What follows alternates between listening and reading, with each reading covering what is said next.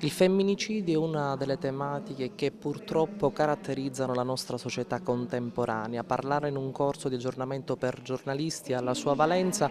Lei in particolar modo, oltre ad essere una delle personalità di spicco del panorama giornalistico italiano, ha anche scritto un testo ad hoc su questa tematica.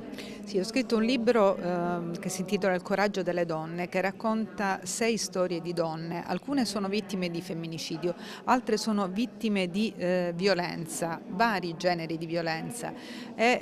Quello che io mi sono sempre sforzata di fare nel mio lavoro, sia di giornalista del quotidiano La Repubblica, sia in questo libro, è quello di raccontare i protagonisti di queste storie, non lasciare mai le cose in superficie così come sembrano. E in special modo però capita che lo spettatore passivo deve assistere alla spettacolarizzazione invece di questi atti di cronaca. Come invece bisognerebbe guardare e con che spirito criticare questa tipologia di utilizzo dell'informazione, in questo caso cronaca nera?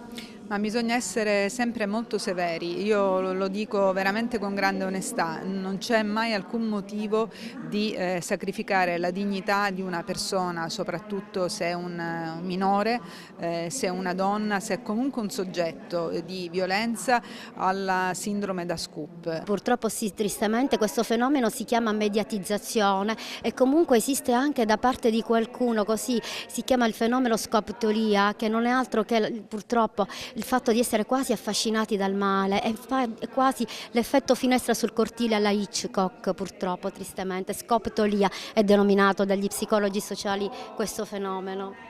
La presenza di telefono aiuto quest'oggi in questo corso dà ancora più valenza a quello che è il vostro lavoro, perché di fatto rappresentate la provincia di Agrigento sul contrasto al femminicidio, tra le altre cose. Sì, proprio oggi ho colto l'occasione e ringrazio ancora chi mi ha invitato, proprio perché mi dà la possibilità anche di ringraziare i giornalisti, perché con la loro opera danno la possibilità alle donne che molto spesso sono a casa, che non vanno ai convegni, ma che guardano la televisione e leggono magari il giornale, di conoscere le situazioni di violenza, che dalla violenza si può uscire, e quindi diamo la possibilità, raccontando le storie delle donne che subiscono violenza, ma come ho pure detto anche durante la mia relazione, di raccontare le storie delle donne che finalmente hanno trovato il coraggio di uscire dalla situazione di violenza e si sono anche rifatte una vita, quindi sono tornate a vivere una normalità, una vita normale come tutte le altre donne.